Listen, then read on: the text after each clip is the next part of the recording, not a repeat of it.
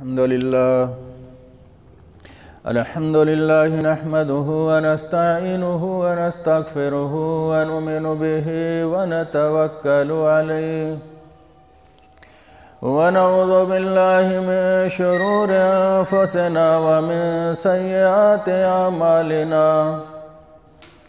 ومن يهده الله فلا مضل له ومن يضلل فلا هادي له وأشهد أن لا إله إلا الله وحده لا شريك له وأشهد أن محمدًا عبده ورسوله أما بعد فإن خير الحديث كتاب الله وخير الهدي هدي محمد صلى الله عليه وسلم وشر الأمور محدثاتها وكل محدثة بدعة وكل بدعة ضلالة وكل ضلالة في النار فأعوذ بالله من الشيطان الرجيم بسم الله الرحمن الرحيم يا أيها الذين آمنوا اتقوا الله حق تقاته ولا تموتن إلا وأنتم مسلمون يا أيها الناس اتقوا ربكم الذي خلقكم من نفس واحدة وخلق منها زوجها وبث منهما رجالا كثيرا ونساء واتقوا الله الذي تساءلون به والأرحام إن الله كان عليكم رقيبا يا أيها الذين آمنوا اتقوا الله وقولوا قولا سديدا يصلح لكم أعمالكم ويغفر لكم ذنوبكم ومن يطع الله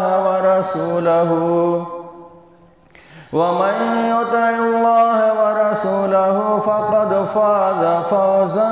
عظيما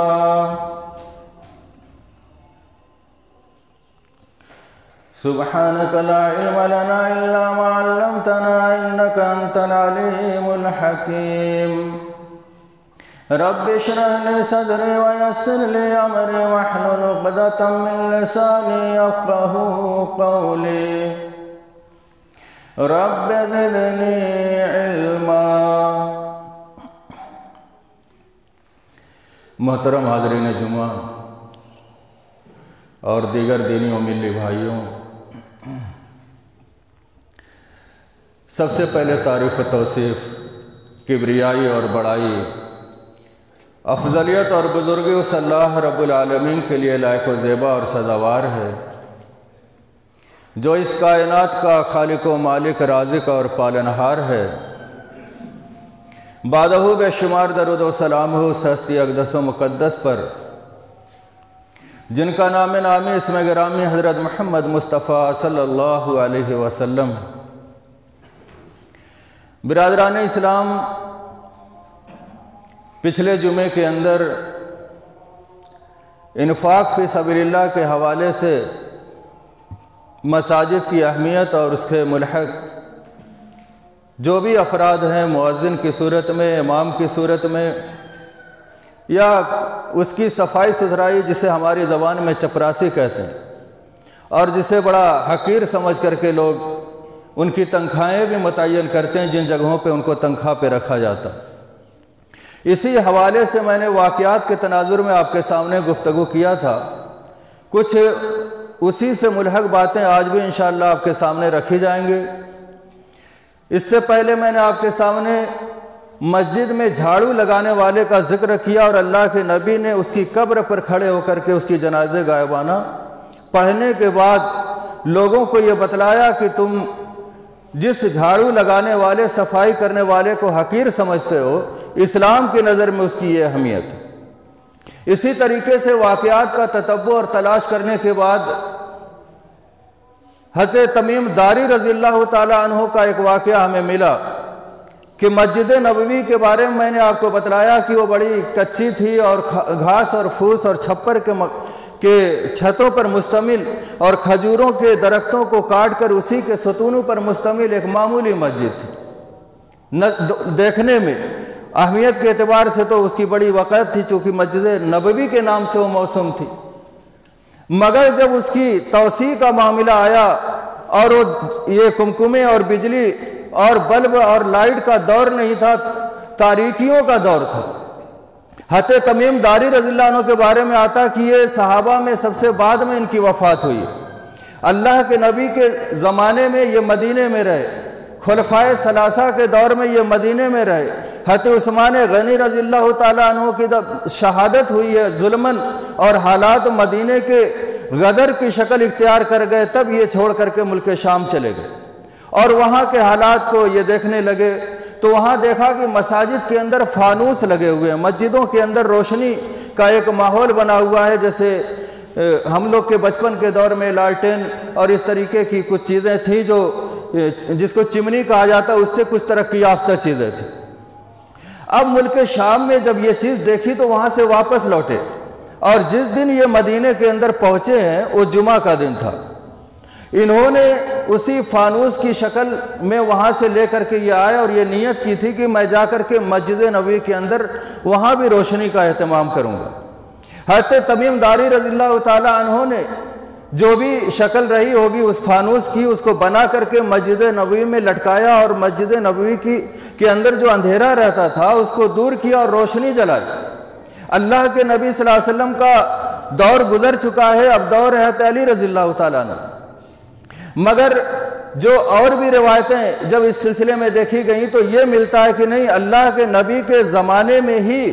یہ کسی کام سے ملک شام گئے تھے اور وہاں سے یہ روشنی کا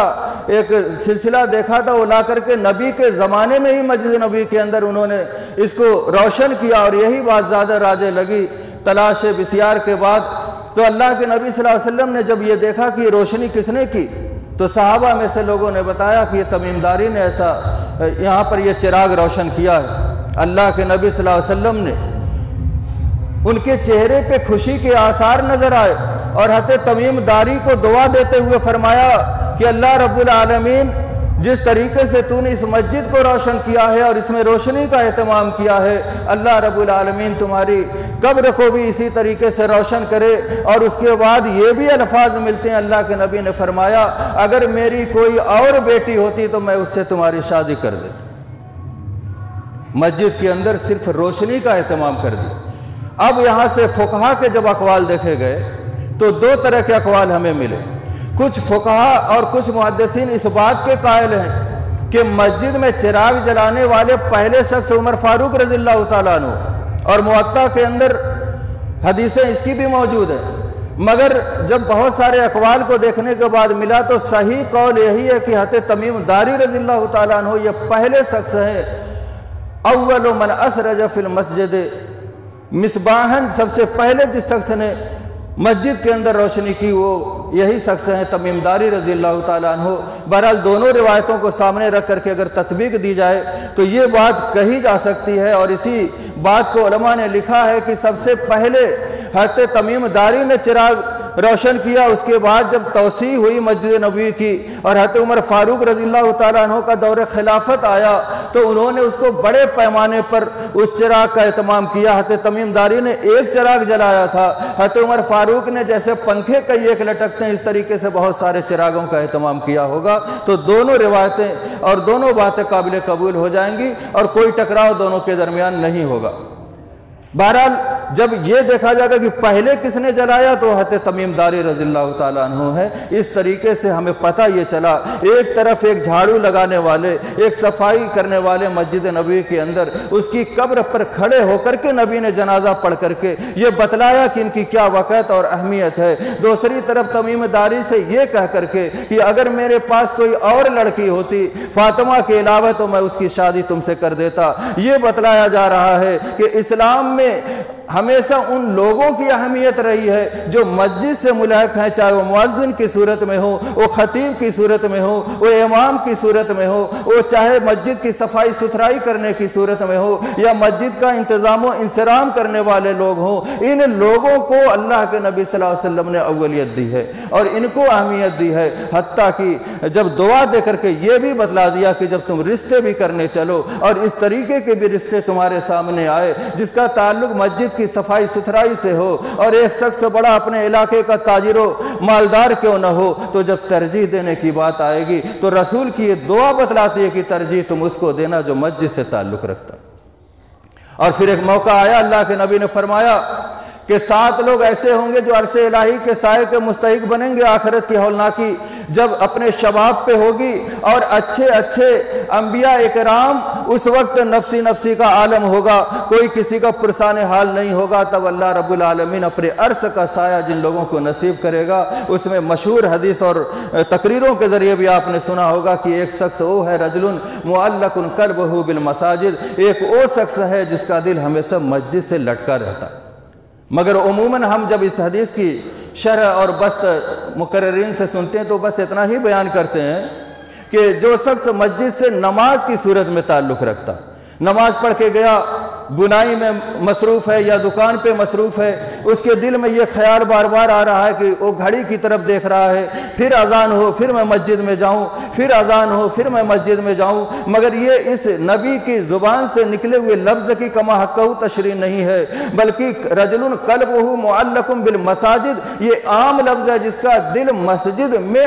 یا مسجد سے اٹکا ہوا ہو۔ اس کا یہ مفہوم نہیں ہے صرف نماز کے لیے وہ بےتاب ہو، بلکہ اس کا مطلب یہ ہے ہر وہ شخص جو مسجد سے تعلق رکھتا ہے، مسجد کی ایک گھڑی بگڑ جائے اس کو فکر ہو جائے، وہ اپنے پیسے سے استطاعت ہو تو لا کر کے اس کا سیل اس میں لگا کر کے اس کے چلنے لائق بنا دے تاکہ مصلیان کو سہولت ہو جائے، اور اگر مسجد پر وضو خانے پہ کوئی پانی کے نظم و نسق میں کوئی کمی آ جائے، اس کا دل مسجد میں اٹکا ہوا ہے، مسجد کے اندر کوئی ایسی خرابی تو نہیں آئی کہ اس سے مصلیان کو کوئی دقت ہو جائے، اس پریشانی اس دقت کو دور کرنے کی وہ کوشش کرتا ہے، وہ شخص ابھی رجل قلبہ معلق بالمساجد میں اس کو داخل مانا جائے گا۔ اسی طریقے سے مسجد کی تعمیری اور اس کی توسیع اور اس کی ترقی کا مرحلہ آ جائے تب بھی اس کا دل مسجد کی طرف اٹکا رہے کہ کیسے لوگوں سے مل کر ان سے بات کر کے اس کا انتظام کیا جائے، اس کی فنڈنگ کی جائے کہ جلدی سے مسجد کا یہ معاملہ حل ہو جائے تاکہ مصلیان کو سہولت فراہم ہو۔ یہ شخص بھی رجل قلبہ معلق بالمساجد میں داخل، اس لیے کہ اللہ کے نبی کی خصوصیت میں سے ایک خصوصیت یہ ہے کہ اوتی تو جوامع الکلم، مجھے جوامع الکلم دیا گیا، یعنی ایک جملہ تمہارے مطابق میں زبان سے ادا کرتا ہوں مگر اس کی تشریح کی جائے تو لائبریریوں کی لائبریریاں بھر جائیں مگر اس کا حق ادا نہ ہو۔ اس لیے نبی کے جملے کو صرف ایک معنی میں بیان کر کے اس کا حق ادا نہیں کیا جا سکتا کہ وہ نمازی شخص اس سے مراد ہے، ایک نماز پڑھ کے گیا دوسری نماز کی اس کو فکر ہے، ایک نماز پڑھ کے گیا دوسری نماز کو اس کو فکر ہے، یہی رجل قلبہ معلق بالمساجد کا مفہوم یہ ادھورا مفہوم ہے۔ اور اسی تشریح میں رجل معلق بالمساجد میں مؤذن بھی آتا، وہ اذان کی فکر امام سے زیادہ مؤذن کو ہوتی ہے کہ مجھے پہلے سے پہنچنا ہے، اذان سے پہلے وضو کر کے تیار رہنا ہے، تو رجل قلبہ معلق بالمساجد میں مؤذن پہلے داخل ہے، پھر امام نماز پڑھانے والا داخل ہے، اس کے بعد انتظام و انصرام کرنے والے سارے لوگ داخل ہیں۔ اس طریقے سے اس کا مفہوم وسیع ہو جائے گا۔ بہرحال انفاق فی سبیل اللہ کے حوالے سے مسجد کے تعلق سے یہ چند باتیں ہو گئی تھیں۔ اب ایک حدیث بھی مطالعہ کرتے ہوئے میرے سامنے آئی اور اس کی ہیڈنگ تھی کہ فرشتوں کی دعا اور بد دعا۔ فرشتوں کی دعا اور بد دعا، انسان بیمار پڑ جائے وہ درخواست بھیجتا ہے، اور حقیقت میں اندر سے آج بھی مسجد سے ملحق لوگوں کے دل میں واقع تھا، مگر کب؟ جب وہ اچھا ہوتا ہے تب نہیں، جب وہ بستر علالت پہ پڑ جاتا ہے، جب اس کو لگتا ہے کہ اب میں اس دار فانی سے کوچ کرنے والا ہوں، جب اس کو زندگی کی امید باقی نہیں بچتی ہے، تب وہ لوگوں کو یاد کرتا اور کہتا ہے کہ وہاں فلاں مسجد میں جا کے کہہ دینا کہ میری شفا کے لیے دعا کر دیں۔ اس کے دل میں یہ بات ہے کہ مسجد سے ملحق لوگوں کی کیا وقت ہے اور ان کی دعائیں اللہ کی بارگاہ میں قبول ہو سکتی ہیں، لیکن اگر پوری زندگی یہی وہ اہمیت دے، اچھا ہے تب بھی یہی اہمیت دے، تو معاشرے کا انداز ہی الگ ہو جائے گا، ماحول کا ایک الگ ماحول ہی ہمارے سامنے آ جائے گا۔ تو اللہ کے نبی صلی اللہ علیہ وسلم نے فرمایا مامی یومن یصبح العباد فی، کوئی دن ایسا نہیں ہوتا ہے کہ جس کے اندر بندہ صبح کرتا ہے الا ملکان ینزلان، مگر 2 فرشتے اترتے ہیں اللہ کی طرف سے، 2 فرشتے۔ اور فرشتوں کی تعداد ایک جمعے کے اندر میں نے بتلایا تھا کہ کوئی دنیا کا کیلکولیٹر اور کمپیوٹر اس کو شمار نہیں کر سکتا۔ وَمَا يَعْلَمُ جُنُودَ رَبِّكَ إِلَّا هُوَ، یہ فرشتے اللہ کے لشکر ہیں، ان کی تعداد اللہ کے علاوہ کوئی نہیں جانتا۔ اور روایتوں میں آتا ہے کہ فرشتوں کی تعداد اتنی زیادہ کہ آسمان ان کے بوجھ سے چرچرا رہا ہے، جیسے چارپائی پہ 8-9 لوگ چڑھ جائیں تو جیسی آواز آئے گی، اس کو ایک مثالاً میں بیان کر رہا ہوں، ایسے آسمان ان کے بوجھ سے چرچرا رہا ہے، اتنی تعداد ہے۔ اب ایک عام آدمی اگر کسی کے لیے دعا کرے تو وہ اپنے لیے بڑا ناز محسوس کرے گا، اور اگر آپ کی جماعت کا کوئی عالم ہو، اور وہ بھی عالم ایسا جو دنیاوی اسطر پہ مشہور و معروف ہو، وہ آپ کے لیے دعا کر دے اور آپ کو پتہ چل جائے کہ میرے لیے علامہ فلاں صاحب نے دعا کی ہے، تو آپ کی خوشی کا کیا عالم ہوگا۔ لیکن یہ بڑھتے بڑھتے جب آپ کو یہ معلوم ہو جائے کہ آپ کے لیے فرشتے نے دعا کی ہے، تب آپ کو کتنی خوشی ہوگی۔ جیسے کہ ایک مرتبہ اللہ کے نبی نے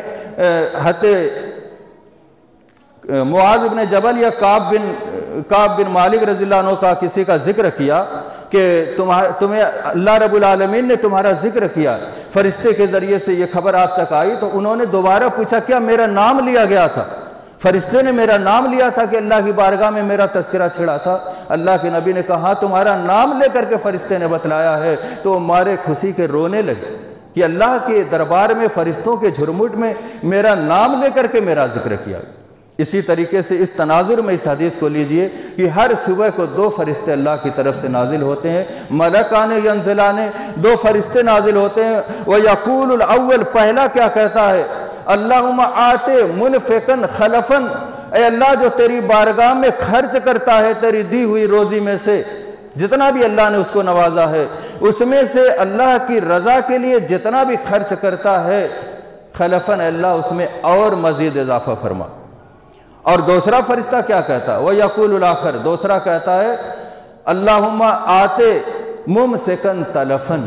اے اللہ جو تیرے دیے ہوئے مال کو روکے رکھتا ہے، صرف اپنی ذات پہ خرچ کرتا ہے، اپنے گھر تک اپنے خرچ کو محدود رکھتا ہے، اور اس کو مساجد و مدارس سے کوئی مطلب نہیں، غربا و مساکین سے کوئی مطلب نہیں، ضرورت مندوں کی ضرورت دور کرنے کی کوئی اس کو فکر نہیں۔ اللہم آتے ممسکن، اپنی دولت کو روک کر رکھنے والے کو تلفن، برباد کر۔ 2 فرشتے نازل ہوتے، ایک آپ کے لیے برکت کی دعا کرتا ہے، کن لوگوں کے لیے؟ جو اللہ کے مال کو اللہ کی راہ میں خرچ کرتے، اور جو اللہ کی راہ میں خرچ نہیں کرتا ہے اس کمائی کو اپنے پسینے کی کمائی سمجھ کر کے کہ پسینہ میرا بہا ہے، تھکا میں ہوں، تدبیر میں نے کی ہے، اور آئیڈیا میں نے لگایا ہے، محنت میں نے کر کے کمایا ہے، میں اس پیسے کو دوسرے کو کیوں دوں، میں اس روپے کو دوسرے پر خرچ کیوں کروں، یہ سوچ کر کے اس دولت کو اپنے پاس روکے رکھتا ہے، تو فرشتہ کہتا ہے اللہ تو اس کو برباد کر۔ اور ہماری اور آپ کی دعاؤں کی قبولیت اور اس کی عدم قبولیت دونوں باتیں ہیں کہ قبول ہوئی کہ نہیں ہوئی، مگر فرشتوں کا معاملہ جس کو اللہ ہی نے بھیجا ہے اس کی قبولیت میں شک کرنا تو سراسر غلط ہوگا، اس لیے کہ اللہ ہی نے بھیجا کہ ایک کے لیے دعا کرنا ایک کے لیے بد دعا کرنا، تو فرشتوں کی اب بد دعا ہمیں لینا ہے کہ فرشتوں کی دعا لینا ہے، یہ فیصلہ ہم خود کر لیں۔ روزانہ 2 فرشتے نازل ہوتے، ایک خرچ کرنے والے کی اس کے مال و دولت میں اضافے کی دعا کرتا ہے، اور ایک بخیل شخص کی بربادی کا دعا کرتا ہے۔ اور اب یہ بات جان لینے کے بعد حدیث کے تناظر میں ہم میں سے ہر شخص اپنی اپنی حیثیت کا جائزہ لے اور پھر وہ فیصلہ کرے کہ وہ اللہ کی راہ میں خرچ کر کے فرشتے کی دعا لے گا یا اللہ کے دیے ہوئے مال کو روک کر فرشتے کی بد دعا لے گا۔ اب قرآن کے اندر سورہ القلم کے اندر ایک واقعہ بھی اللہ نے ذکر کیا جس میں بخیلی اور سخاوت دونوں پہلو ہے، اس کو بھی میں آپ کے سامنے رکھ کر کے بات کو ختم کروں گا۔ اللہ نے فرمایا اِنَّا بَلَوْنَاهُمْ كَمَا بَلَوْنَا أَصْحَابَ الْجَنَّةِ إِذْ أَقْسَمُوا لَيَصْرِمُنَّهَا مُصْبِحِينَ۔ ایک پچھلی قوم کا تذکرہ کیا کہ ہم ان کو ضرور آزمائیں گے، کن کو؟ کفار و قریش کو، جو اللہ کے نبی پر ظلم و زیادتی کرنے والے۔ آزمائیں گے کیسے؟ جیسے کہ ہم نے باغ والوں کو آزمایا تھا۔ کون ہیں یہ باغ والے؟ تو تفسیروں کے اندر ان کا ذکر آتا ہے کہ باغ والے ایک شخص نیک آدمی تھا، اس کے 3 لڑکے تھے۔ اس شخص کا ایک باغ تھا، اب جس چیز کھجور کا باغ رہا ہو یا جس کا بھی پھلدار درخت تھے اس کے اندر، وہ پھل کے 3 حصے کرتا تھا۔ ایک حصے کو بیچ کر اس کے اخراجات سے اپنے بال بچوں کی پرورش کا معاملہ تھا، اور ایک حصے سے اسی باغ کی سینچائی وغیرہ میں پھر اسی میں لگانا تھا، اور تیسرا حصہ غربا و مساکین پر تقسیم کیا کرتا۔ یہ اس کا مستقل کا معمول تھا۔ اب اس کے والد کا انتقال ہو گیا، اس کے وارث بنے اس کے 3 بچے۔ تو انہوں نے کہا کہ ابا ساری دولت کو لٹا دیا کرتے تھے، محلے کے غریبوں مسکینوں کو بلا کر باغ میں سارے پھلوں کو بانٹ دیا کرتے تھے، ہم ایسے سارے پھلوں کو توڑ لیں گے اور ان پھلوں کو بیچ کر اس کا اسٹاک اپنے گھروں میں لگا لیں گے اور غربا اور مساکین کو پتہ اور بھنک بھی نہیں لگنے دیں گے۔ یہ بدنیتی باپ کا معمول تھا، سخاوت، اور بیٹوں کی نیت میں خرابی آئی۔ انہوں نے سوچا کہ کسی کو نہ بانٹا جائے، سارا مال اپنے پاس رکھ کر کے اس کو بیچ کر کے اور بڑی رقم اپنے بینک بیلنس کر لی جائے، اپنے گھروں میں رکھ لیا جائے۔ نتیجہ کیا نکلا اسی کو اللہ نے بیان کیا ہے۔ باغ والوں کو آزمایا، اذ اقسموا لیصرمنھا مصبحین، جبکہ ان لوگوں نے قسم کھا لی کہ صبح صبح نکلیں گے لوگوں کے اٹھنے سے پہلے اور سارے پھلوں کو توڑ کر لا کر کے اپنے گھر میں جمع کر لیں۔ انغدوا علی حرثکم ان کنتم صارمین، صبح ہوئی وہ دونوں سب ایک دوسرے کو پکارنے لگے کہ چلو چلو باغ میں چلو، وعدے کے مطابق رات میں انہوں نے مشورہ کیا تھا۔ فانطلقوا وهم يتخافتون، وہ لوگ صبح صبح اٹھے اور چپکے چپکے ایک دوسرے سے باتیں کرنے لگے۔ یتخافتون، چپکے چپکے ایک دوسرے سے باتیں کرنے لگے کہ اگر زور سے بولتے ہوئے جائیں گے تو کسی کے مکان میں کسی کے کان میں آواز پہنچ جائے گی اور وہ تھیلا لے کے ہمارے پیچھے لگ جائے گا، اس لیے وہ ایک دوسرے سے دھیرے دھیرے باتیں کرتے ہوئے باغ کی طرف جانے لگے۔ آخرکار وہ باغ کے پاس پہنچے، فلما رأوها قالوا انا لضالون، جب باغ کے پاس پہنچے، اب جس کا باغ ہو وہ اپنے والد کے ساتھ ہمیشہ آتا جاتا ہو تو راستے کو پہچانتا ہے، باغ کو پہچانتا ہے، اس کی میڑوں کو بھی پہچانتا ہو۔ اب آج کیا عالم تھا جب یہ وہاں پر پہنچے تو کہہ رہے ہیں لگ رہا ہم راستہ بھٹک گئے، حالانکہ کھڑے وہیں ہیں باغ کے پاس، مگر اللہ رب العالمین نے باغ کو جلا کر راکھ کر دیا تھا۔ ان کی بدنیتی کی وجہ سے، ان کی بخیلی کے مزاج کی وجہ سے،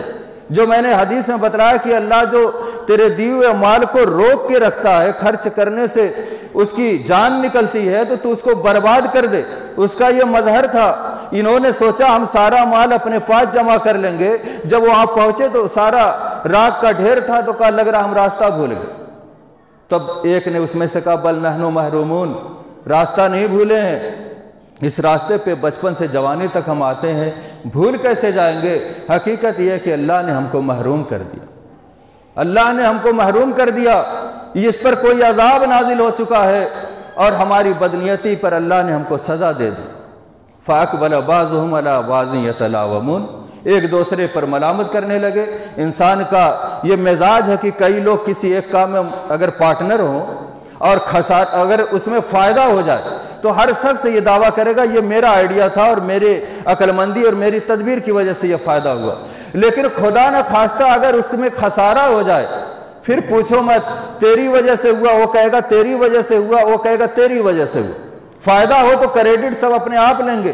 اور نقصان ہو جائے تو پھر الزام دوسرے کے سر دیں گے۔ اس فطرت کو بھی اللہ نے انسان کے یہاں بیان کیا، فَأَقْبَلَ بَعْضُهُمْ عَلَىٰ بَعْضٍ يَتَلَاوَمُونَ، ایک دوسرے کو ملامت کرنے لگے کہ تیری وجہ سے ایسا ہوا، تیری وجہ سے ایسا ہوا۔ قَالَ أَوْسَطُهُمْ أَلَمْ أَقُل لَّكُمْ لَوْلَا تُسَبِّحُونَ، منجھلے بھائی تینوں میں سے جو بیچ والا تھا، منجھلا تھا، اس نے کہا کہ میں تم سے کہہ رہا تھا کہ تم لوگ اللہ کی تسبیح بیان کیوں نہیں کرتے، یعنی جو اللہ رب العالمین کا دیا ہوا مال تھا اور والد صاحب جیسے اس میں کرتے تھے ویسے ہی تم لوگ کیوں نہیں کرتے تھے، میں کہہ رہا تھا مگر تم لوگ نہیں مانے۔ تو اس طریقے سے اللہ رب العالمین نے ان کو سزا دی، پھر انہوں نے توبہ کیا اور اس کے بعد اللہ رب العالمین آگے سے پھر اس میں خیر و برکت دی اور پھر والد صاحب کے طریقے پر وہ چلے۔ اس واقعے کے اندر دو بات تھی، جب والد صاحب کے مزاج میں سخاوت تھی تو اللہ نے خوب برکت دی، اور لڑکوں کی نیت میں خرابی آئی، بخیلی کا ارادہ اور مشورہ کیا تو اللہ نے ان کے باغ کو برباد کر دیا۔ قرآن میں سورہ القلم میں انا بلوناہم کما بلونا اصحاب الجنہ سے لے کر کے آگے کئی آیتیں ہیں، جا کر کے کوئی بھی تفسیر پڑھ لے، اور یہ قیامت تک قرآن باقی رہے گا اور یہ مثال باقی رہے گی۔ یہ مختلف مثالوں سے آپ کے سامنے میں نے باتیں رکھی ہیں، اور پچھلے جمعے کے اندر بھی میں نے کہا تھا کہ مسجد کے پچھم جانب دیوار اٹھانا ہے اور اس میں لمبا خرچ ہے اور اس کے لیے پیسے درکار ہیں، تو اس سے بہتر ہے کہ ایک ہی دن چند لوگ لے کر کے بیگ محلے محلے گھومیں اور گھر کے دروازے پیٹیں۔ اس سے بہتر ہے کہ ہر جمعے کو اپنے اپنے گھر سے اچھی، جو میں نے پچھلے جمعے کے اندر ذکر کیا تھا، اس ترتیب پر پیسے آپ جمع کرتے رہیں اور وقت پر جتنا ہو جائے گا۔ بہرحال یہ موضوع پچھلے جمعے کا اور آج کا انفاق فی سبیل اللہ کے حوالے سے، اللہ کی راہ میں خرچ کرنے کے حوالے سے، اور اس کا اجر و ثواب، اس کے فوائد اور اس کے نقصانات، ساری چیزیں آپ کے سامنے آ گئی۔ اللہ سے دعا کہ پروردگار عالم ہم تمام مسلمانوں کو جو اللہ نے ہم کو عطا کیا اس میں سے اللہ کی رضا چاہتے ہوئے، نہ کہ ریاکاری کی وجہ سے خرچ کرنے کی توفیق عطا فرما۔ بار الہ دنیا میں جہاں جہاں بھی مسلمان مغلوب و مقہور ہیں، ان تمام جگہوں پر ان کے لیے آسانیاں فراہم کر دے۔ اللہ جو لوگ بیمار ہیں انہیں شفاء کلی عطا فرما دے۔ اللہ رب العالمین جو جیلوں میں غلط الزام لگ کر کے بند ہیں، ان کی رہائی کا کوئی بندوبست فرما دے۔ اللہ رب العالمین جو بے اولاد ہیں انہیں صاحب اولاد بنا دے، جو بے عمل ہیں انہیں صاحب عمل بنا دے۔ اللہ جب تک ہمیں دنیا میں زندہ رکھ، ایمان اسلام پر زندہ رکھ، اور جب ہماری روح ہمارے جسم سے پرواز کرے تو ہماری زبان پر کلمہ لا الہ الا اللہ محمد رسول اللہ جاری ہو۔ وآخر دعوانا ان الحمد للہ رب العالمین۔